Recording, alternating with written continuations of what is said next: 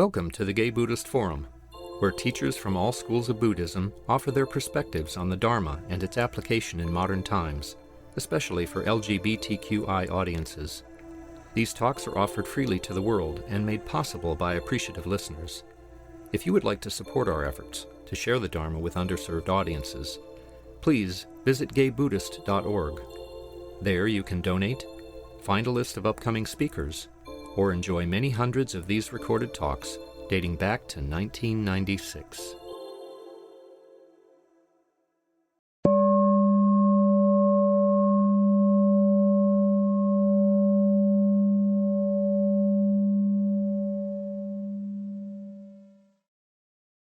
All right, welcome back everyone to the Gay Buddhist Fellowship. It's our tradition to go around and say names. So my name is Juan. Mahmoud. Grisha. Matthew. My name is Stephen. Jerry. My name is Mark. I'm Greg. John. I'm Tim. My name is Mike. Jack. Leor. I'm Brad. And I jump ahead of myself. I should have asked, is there anyone here that is here after a long absence or for the first time? Domi. Welcome, Tommy, to the Gay Buddhist Fellowship. Thank you. Yeah. Pre-pandemic. Okay, that's wild. Yeah. And can you remind us of your name? Leor. Leor. Okay. I'll introduce our speaker. Trip Weil has been practicing the Theravadan tradition since 2004. He's a graduate of Spirit Rock's community, Dharma leader, and dedicated practitioner programs. Trip serves on the board of San Francisco Insight, where he also leads sitting groups and teaches meditation classes. He's a psychotherapist in private practice in San Francisco and a former attorney. Welcome, Trip. Thank you. Hello, everyone. It's nice to be with you. Very nice to be back and to see you all. And I like this hybrid. This is nice. Still have all the little views on Zoom, but then this one little one that actually is a lot of people there. So everybody. So today I'm actually going to be talking about something that I've never talked about before from this role, from the teacher's seat, and that is devotional practice, which is something that has become more important to me over time. It's something I've been studying and practicing with my teachers, Kittisaro and Thanissaro. Though just want to say that the way that I will speak about it is, just my own understanding, and with whatever they might say might be a little bit different, but that's how teaching goes. You learn and then you share. So it's something that's important to me in my own practice, and felt like I wanted to take the step of trying to offer this, even though it's a part that's a little bit newer for me. Devotional practice. First of all, I'm just kind of curious to see if people want to do a little show of hands. How many people have some devotional aspect to what they consider to be their practice? How many people say? Yeah. So seeing some hands coming up online too. Great. So, some hands up and some hands not up. So this is being offered for all of you to consider, and just as all offerings are, to take what works, to take what is of interest, to take what feels right, and to let go of anything that doesn't. Devotional practice, devotion, what does it mean? There's a dictionary definition, a religious exercise or practice other than the regular corporate worship of a congregation. Interesting, the word corporate, but I think we're speaking of bodily as opposed to corporations. Or the act of dedicating something to a cause, enterprise, or activity, or great love, affection, or admiration for someone. So there's some kind of worship or veneration quality that is key to this.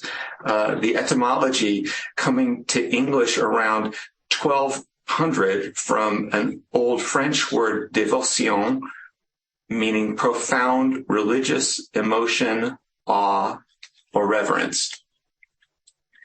So we're talking about practices that are having some kind of quality of emotion and reverence and veneration and appreciation. Some examples of common devotional practices in Buddhism are chanting.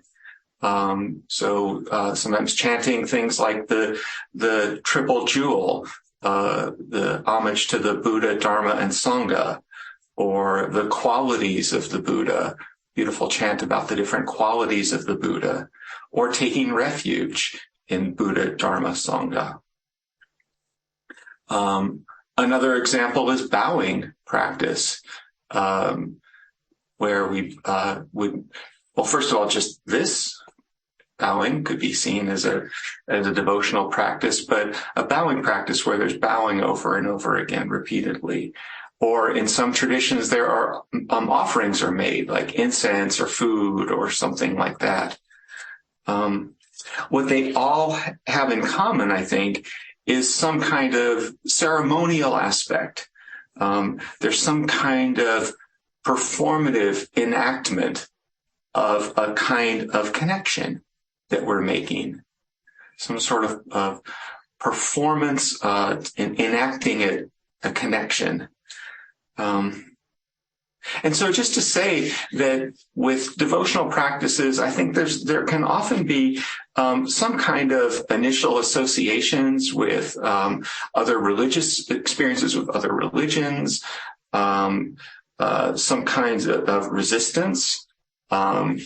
It might feel kind of weird or foreign somehow, or even threatening.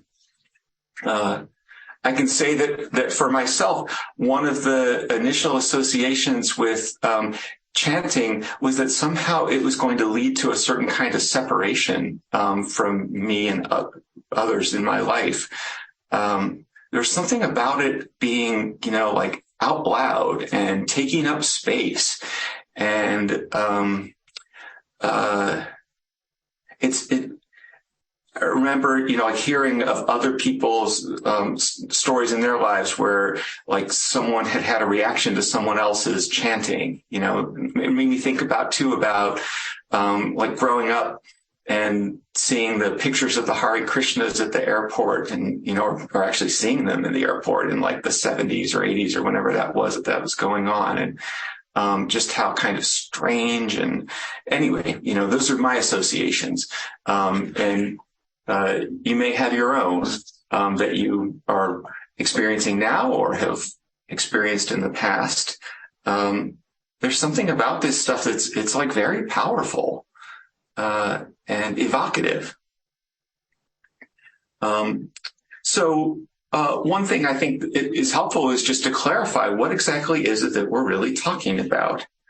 And one way that I'll approach it at the outset is to try to draw a bit of a contrast between what I think of as devotional practice and what is sometimes spoken of in Buddhism as attachment to rites and rituals.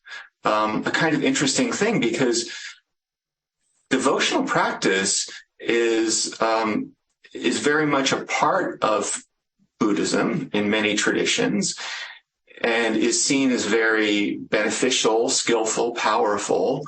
And then there's this idea of attachment to rites and rituals, which is actually seen as a kind of a hindrance in a way in Buddhism. So kind of interesting, because we're really talking in a way about certain rites or rituals. How do they come to be helpful or not helpful? So that's one thing I wanted to explore just as we're getting going here. So the attachment, what's known as the attachment to rites and rituals, is considered to be one of the fetters or the bonds that actually holds us to suffering. And there's a story, an important story in the Buddha's life and in his own awakening story that really speaks to all of this. So the Buddha was practiced asceticism for a long time, as many of you may know. After he left his home and became a seeker, he was with a number of other people who were doing the same thing, trying to find their way to some kind of transcendence in their lives. And they were all practicing these very severe forms of asceticism. So mainly it was around denial of food. Their idea was that if they could somehow or other avoid eating, they could transcend the body, move beyond the body into some kind of a more expansive spiritual realm. So the Buddha was following this kind of ritualistic rule for quite some time, and he was literally starving himself along with his compatriots. And what he discovered, really in a moment of disillusionment, was really that it didn't work, that it wasn't working, that it wasn't getting him where he wanted to go. And as the story goes, he was near death, and a young woman saw him and thought he might be dead, actually, and through her own compassion reached out to him, saw how emaciated he was, offered him some rice, and he had this awareness in the moment: I'm going to take it. I'm going to let go of this idea that I've had about what I need to be doing, and I'm going to do what my body is saying to do, which is to eat something. And he did. And he regained some strength, and he also let go of this idea, this attachment to the ritual, to the rite of this asceticism that he had been practicing. And when he did that, he remembered that actually he had a really amazing experience as a kid, simply being relaxed, simply being, peaceful and happy under an apple tree in his father's yard. And so it completely turned his practice, And what he did ultimately was let go of the rite and ritual. So it was that attachment to the starvation that is the idea that we're really talking about that isn't so helpful. The attachment to anything that we're doing as if that is going to be what brings us freedom.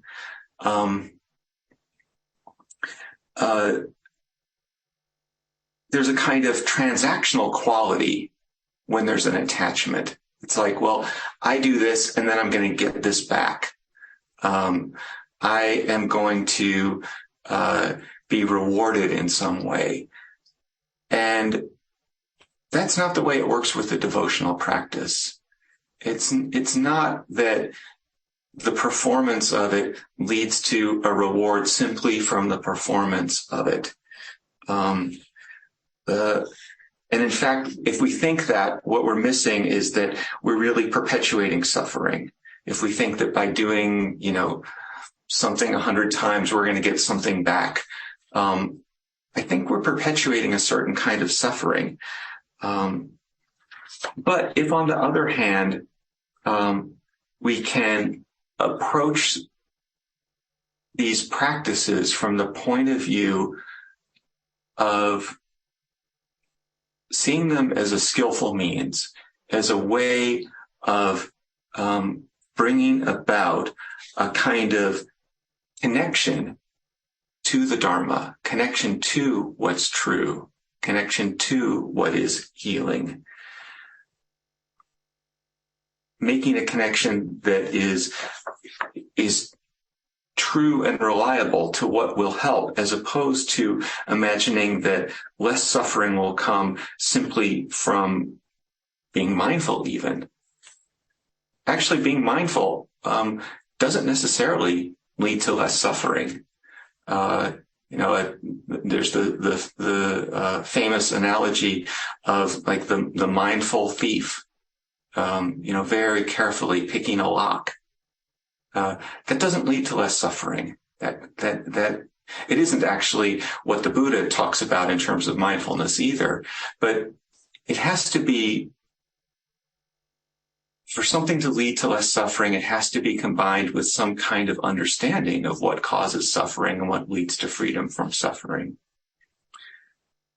So the way that I experience a devotional practice to be helpful is because it brings me into connection with a quality that, when it is arisen, will lead to freedom. I hope that distinction is clear. It's not that the practice itself leads to anything necessarily, except that it evokes something that is so valuable. It is a particular door or a particular tool or a particular entry point to something that is very powerful.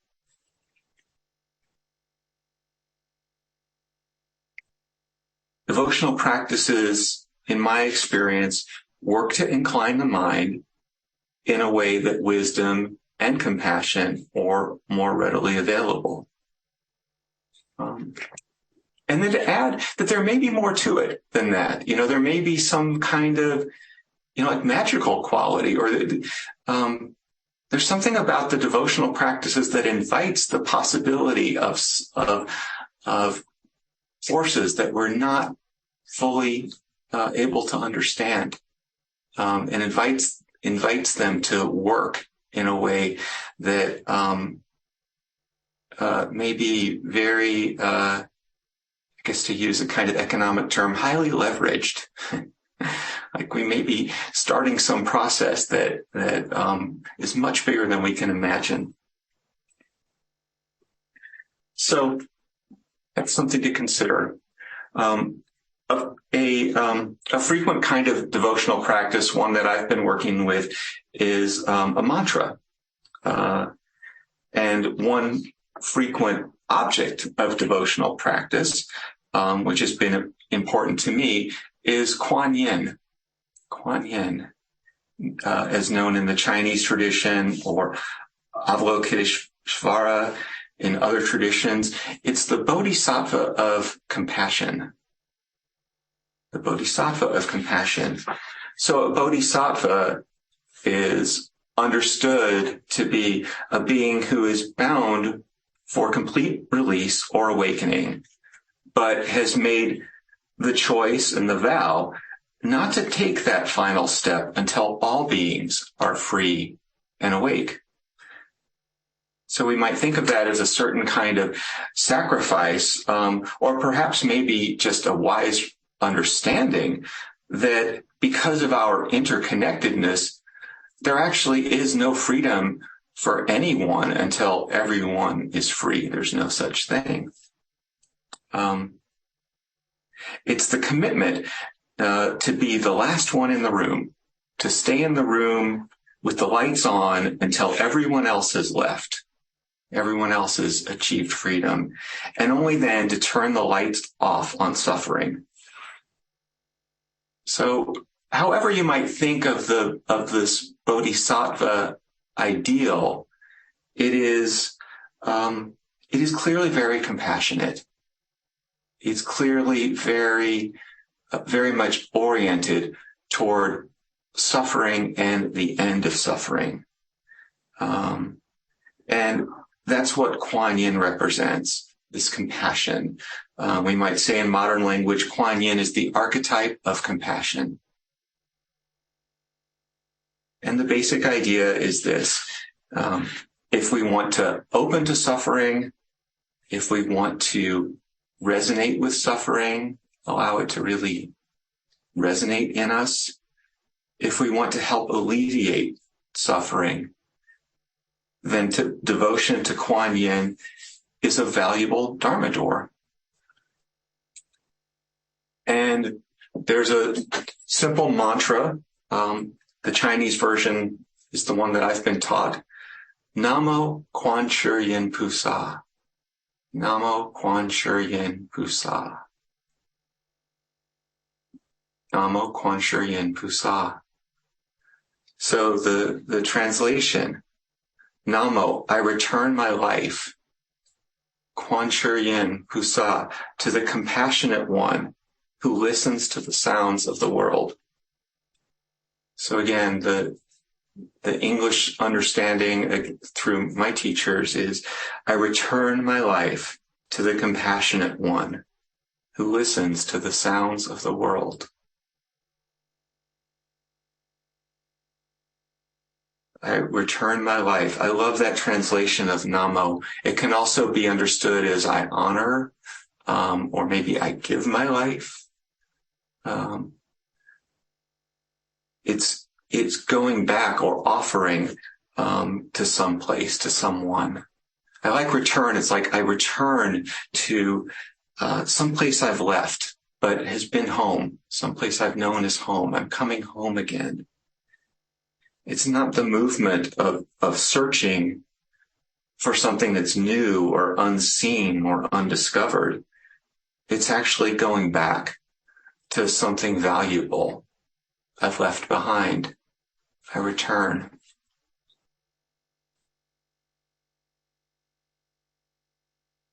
And to the one who listens to the sounds of the world.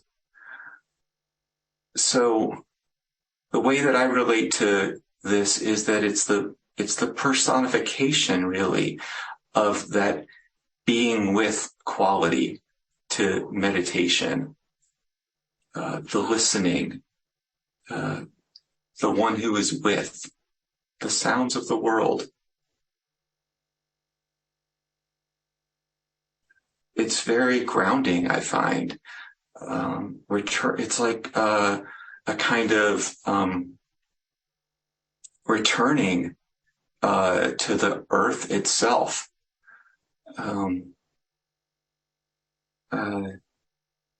Just a feeling into the earth that has held and known and seen all that has happened over time. I think about how, like the earth has seen like the rise and the fall of the dinosaurs and all the eons of activity that came before that and everything that came since. And to really feel into how each of those, all that has happened has just been occurring moment by moment by moment, just like this. To me, there's something so profound about that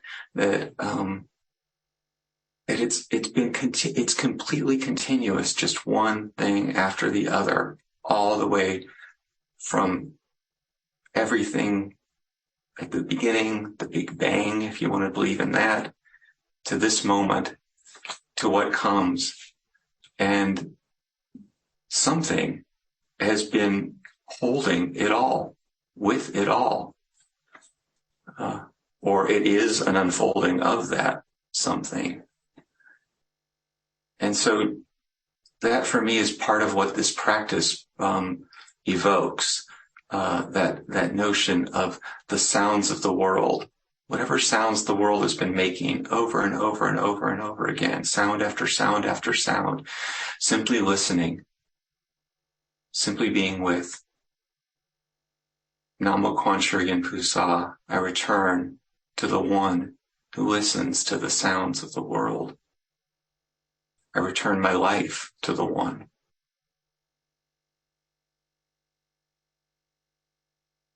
The invitation it's more than an invitation, it's really the opening, is to simply allow the resonances to unfold as they always have been, as they always do. So, aligning with this listening, in some ways it's a very simple conception, but it's also an extremely powerful conception. I want to share a list of what are taught as the attributes of Kuan Yin, the attributes that are the attributes of listening to the sounds of the world as Kuan Yin does. It's a long list. These are again from my teachers. So Kuan Yin attributes include wisdom, compassion, swift protection, immediate protection, creative wisdom, impeccable virtue, all victorious, sublime intelligence, worthy of honor, invincible courage, destroyer of negativity, true refuge, joy and laughter, distribution of wealth, auspicious beauty, irresistible truth, ferocious compassion, serene peace, destroyer of attachment, bliss and joy, transformer of poison, remover of sorrow, radiant health, and complete enlightenment. Oh, that's a pretty good list. A pretty nice set of characteristics. So that's kind of what we're going for that's what we're connecting to as we do a devotional practice, like holding the name of Kuan Yin, the Kuan Yin mantra, invoking and connecting to and embodying the power of all these different qualities.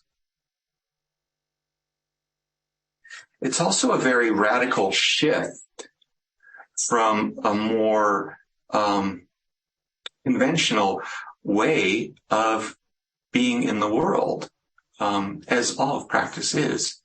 A shift from, rather than trying to figure everything out, using the mind to figure everything out, we're shifting to a completely different strategy, which is simply listening, simply being with compassion,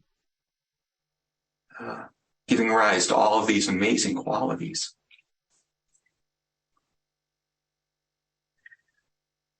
So, in my own practice, I've been working with a longer mantra, again, that I've learned from my teachers, called the Great Compassion Mantra. Apparently, it's a Chinese transcription, so transcribed into a Chinese language of a ancient Sanskrit chant from about the 6th century or so. And so the teaching, as I mentioned, is from my teachers, Kittisaro and Thanissaro. Their teacher for this is Master Hua. He's the Chen Chinese master who came to the United States, studied and taught here, and then eventually founded the city of 10,000 Buddhas up in Ukiah. So it's a really beautiful mantra. It is it's long. It takes about going, like at a good speed, it takes about 3 minutes to chant. I'll do just the first maybe like 8 lines or so, just so you can get a feel for it if it's unfamiliar to you. So it's Namo hula dano dola ye namo uli ye pulu jedi shabola ye puti sato puye moha sado puye mohu jalu nijaye. So that's kind of the way I was taught to do it. It goes on like that. I just did maybe about like 10%, something like that. It's a very embodied experience, like there's an energetic resonance that builds. There's the sound and the way that it moves through the body has a very calming for me quality. It brings a lot of comfort and ease.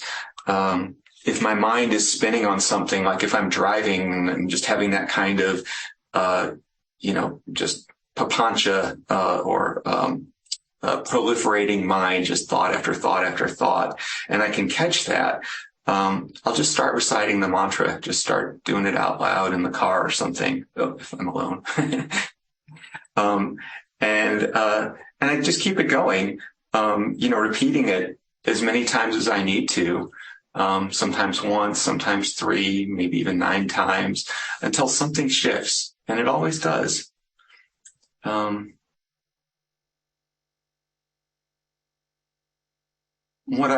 just want to share a little bit of some of the personal experiences, just how it comes through for me. So that's really what you're hearing right now.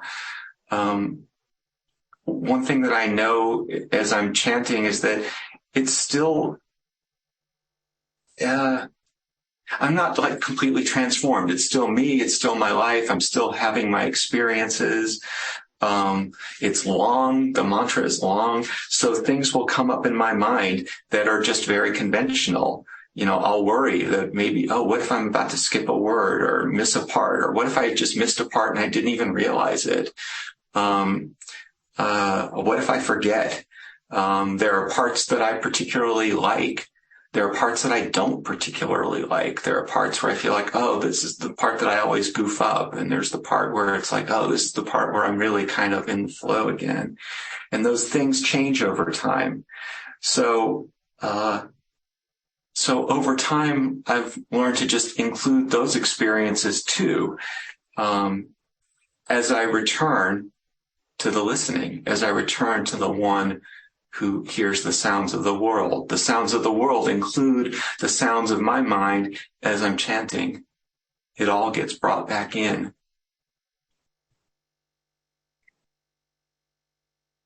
The movements of the mind will themselves mimic what I'm devoting myself to, away from and returning. I keep returning.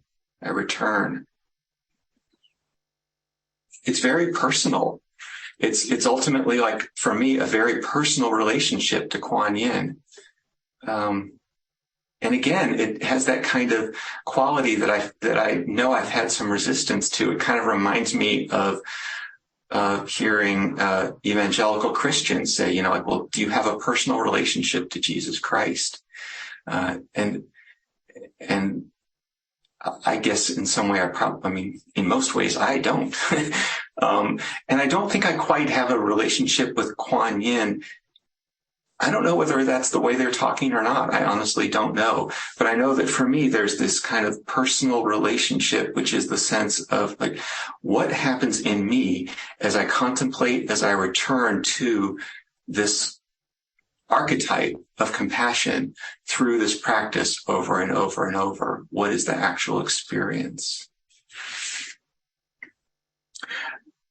For me, there's also a communal aspect, an association with people I've practiced with that comes up as I'm chanting, an association with other people chanting. I think about nuns who I've seen chant and what that's like, and it brings up their qualities as well. And all I could really say is that over time, there's a shift. There's just been a movement that I've seen in my own life, in my own practice, toward listening, toward this, like, in these inner Kuan Yin qualities coming through. certainly don't claim to have experienced all the qualities that I recited a little while ago, that long list, but I can see them coming alive and being a bit more present in my life. And I believe that it's because of this practice. It's also soothing to me to have a practice like this, to know that it's available to me. Like I said, like if I'm in the car, and spinning or whatever, it's soothing to have this available. It's also, sometimes I can imagine myself being in a really difficult spot, like having a health crisis, or being in I will imagine like being in a car accident or something like that, or just and being in a really difficult situation. And it's been very soothing to me to know that I know this mantra now, and I can just go to that. Like if I can't think of anything else to do, I'll just start doing that. In some ways, it helps me feel as if I don't have to fear being helpless or alone. If I'm there helpless and alone, I have this evocation of compassion that's available.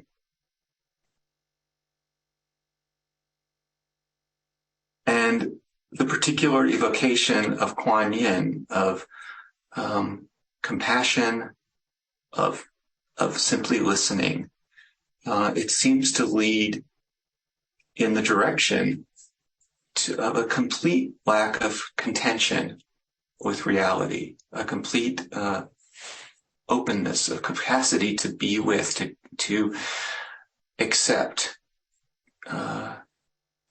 whatever happens. Listening, it doesn't contend with anything. It simply gives rise to hearing. There might be a response that comes up to respond in some way. And we can just hear that too. Relate to that still as something that we hear, that we know in hearing. And that's the compassion of Kuan Yin. Whatever the experience, we hear, we open to, we return. And the mantra repeated over time holds the essence of this position of compassion as an ideal. And then also it, in my experience, promotes the unfolding qualities of compassion as I return again and again to listening. So I'm going to end with a short poem from Robert Frost, and then open to questions, comments, associations, anything you'd like to share. This poem is called Devotion. The heart can think of no devotion greater than being shore to ocean, holding the curve of one position, counting an endless repetition. So, thanks for your attention and your invitation, whether you intended it or not, to share something that is a kind of opening edge for me, with a little bit of, quivering or about something that is, again, can have many different associations for people.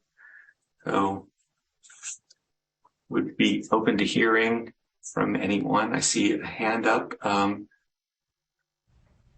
Please go ahead and speak. Samuel. Hi, it's Samuel actually, but Samuel. Thank you. Thank you. I so valued your talk. I think one of the things that, for me, that you didn't explicitly say, but that is a part of this is devotion opens us to the purity of the heart. And it's really it brings to mind the Shambhala tradition of warrior dignity, that the warrior leads with a broken heart, radically open and non-aggressive. It's like that, listening to I think in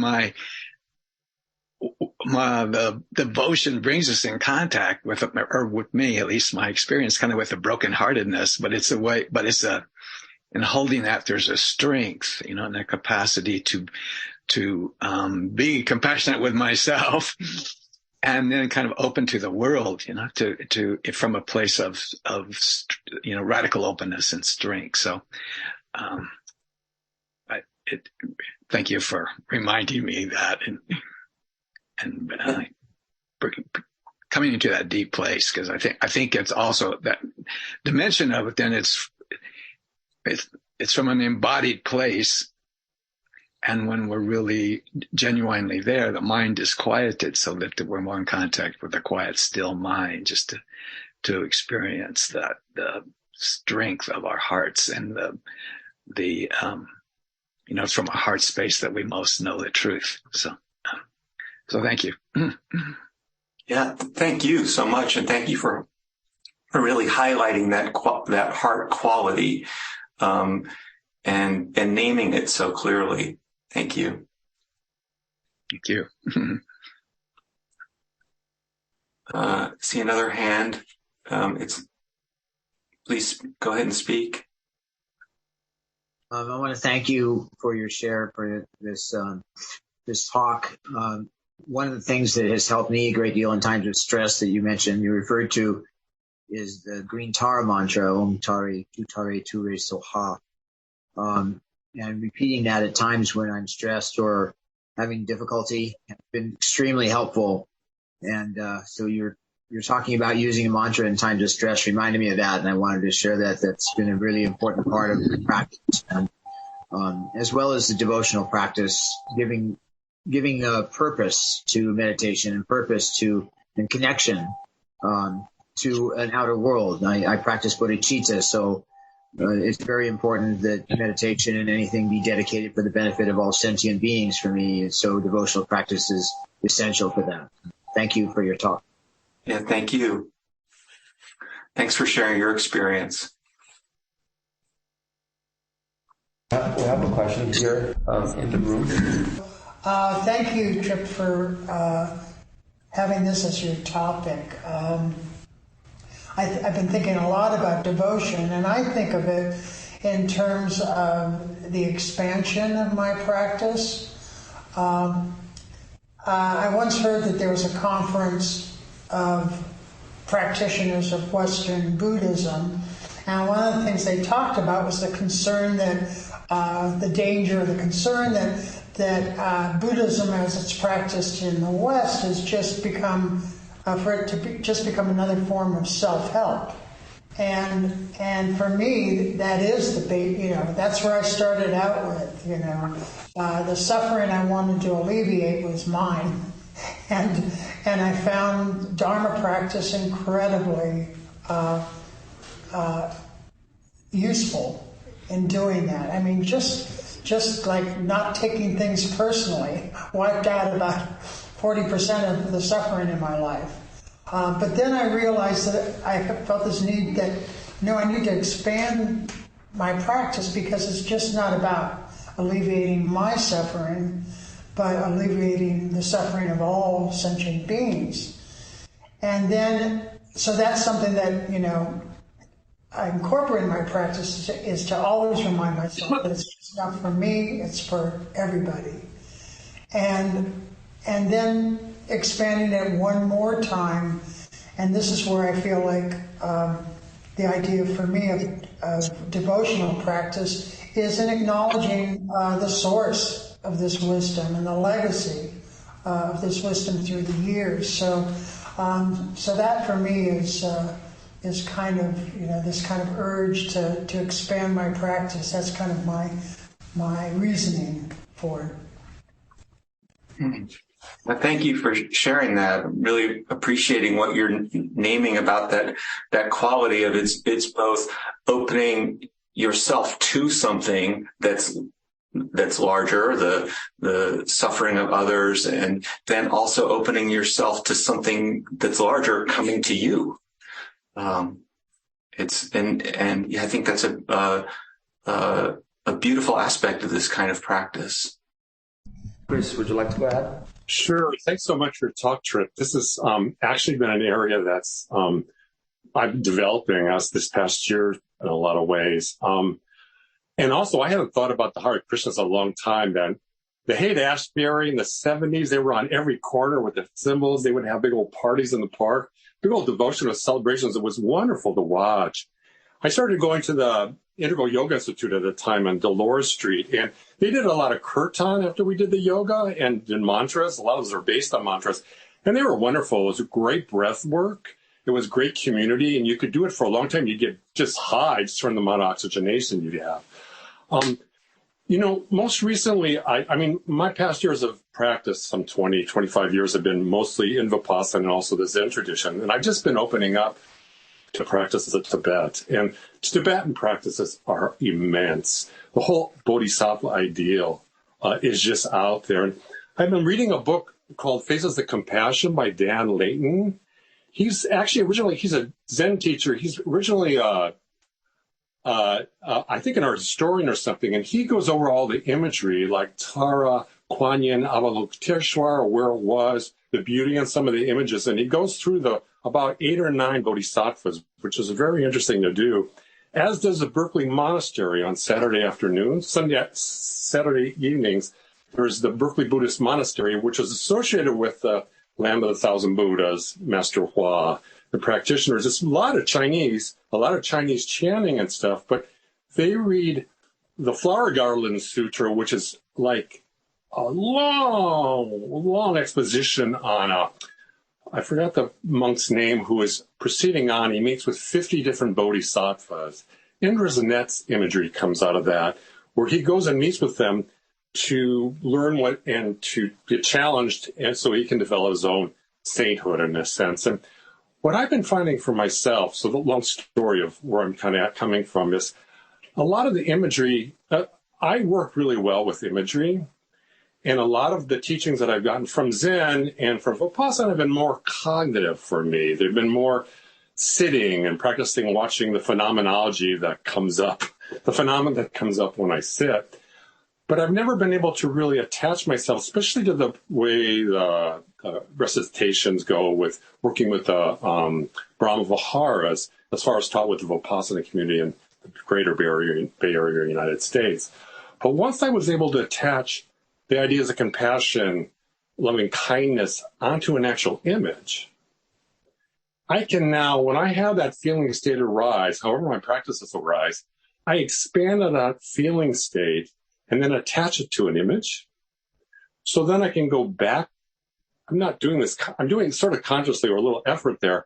But now I can go to my altar, which has a lot of dead friends and family on it, and I can see these images and I can lock in without really thinking. The imagery itself, the technicolor, the movie of it, or something just can pull me into that state where I can then, it's like a Vajrayana practice. You becoming the guru, you become the bodhisattva, and there's energies within your body that are changing just in that imagery. And so I guess what I'm saying is, out of the chanting and the cognitive and the study, just to be able to get into that state by just looking at an image or even a talisman, like something that's been given by like old partners, let's say, or, a friend has given me that I have on my altar, little bits of things that I can look at and say, oh yeah, that's the shell where I had made wild love on a beach once with so-and-so, and it's still there. And I can get in that state and look at it and feel it. So I don't know what I'm saying there, but thanks for bringing this up. It's a really strong part of my practice that I'm exploring right now too. Thanks for sharing that. And I just feel the energy that it has for you, which is wonderful.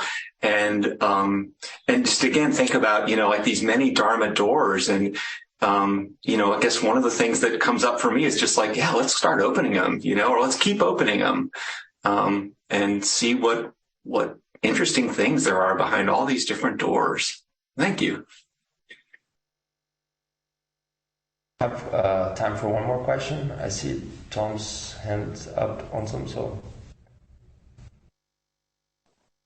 Hi. I like the idea of the earth and devotion being hooked up together. I study the I Ching, and the I Ching talks about the earth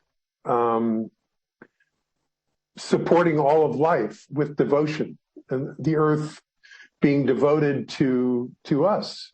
It sustains us, and it sustains everything. So it's making me wonder what, and the I Ching also encourages you to cultivate that quality of emotion, of devotion. So I'm wondering, your talk has brought up the question for me of what am I devoted to? And I'm going to have to think about that. I do practice every day, and it's made me wonder. Well, it's just made me wonder what I'm devoted to. That's really all I've got to say. Thanks for your talk. It was really, really made me think a lot, and it will make me think some more. Thanks. Thank you, and thanks for leaving us with that beautiful question. What am I devoted to? What am I giving myself to? What do I want to give myself to? Beautiful, thank you. For your talk. Are there any announcements today? I'm the host, so I invite people who are in the room to help. Thank you. I'm the host, and please stay and enjoy the company of the Sangha. There are refreshments and hot water for tea. If you do have tea, please wash your cup with hot soapy water. I didn't find hot water. Maybe I didn't leave it on long enough. And you can just put it on the rack. And I'll be going around with the Dharma bowl to accept your contributions to cover our expenses. And that we recommend donations, if you can, from $10 to $20. That helps with an honorarium for our speakers, rent for the center, and when we get back to it, Larkin Street dinners, and the quarterly newsletter, which is mailed to mostly the people in prison. There's a sign-up sheet for newcomers on the credenza out there, and if you sign up on that, you'll receive our directory and any emails that come out to the Sangha. And then some people gather out front after we're done with the social time if they want to go to lunch together. Thank you. Any other announcements? Great. So next week's speaker is Francisco Murillo Gable. No, he's not going to be able to make it. It's going to be Dave Rico next week. Oh, Dave Rico. Okay, sorry. So Dave Rico is speaking next week. And Trip, would you like to dedicate the merit of the practice, or would you like us to do so? I'd be happy to do that. Yeah. Great. Okay. So we'll gather in a circle in the room, and then I'll let you know whenever we're ready. Okay, thank you.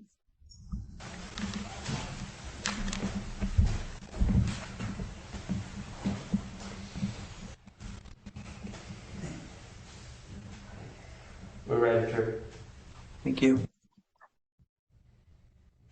So, feeling into the goodness that comes from our time together,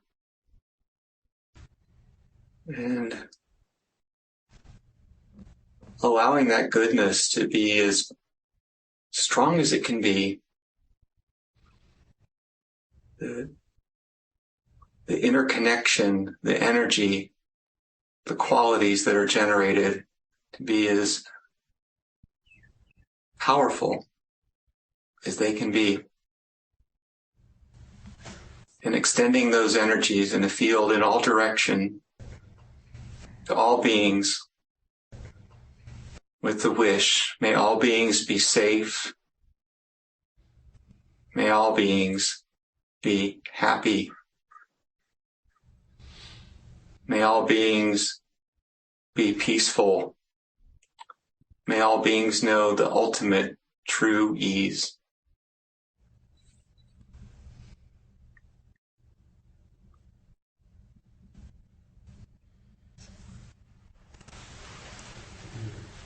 Thank you, Chair. Thanks everyone for coming. Thank you for listening to the Gay Buddhist Forum. If you would like to hear several new talks per month and be notified of upcoming speakers so you can participate live, please subscribe to this podcast, like us on Facebook, and join our mailing list by visiting gaybuddhist.org.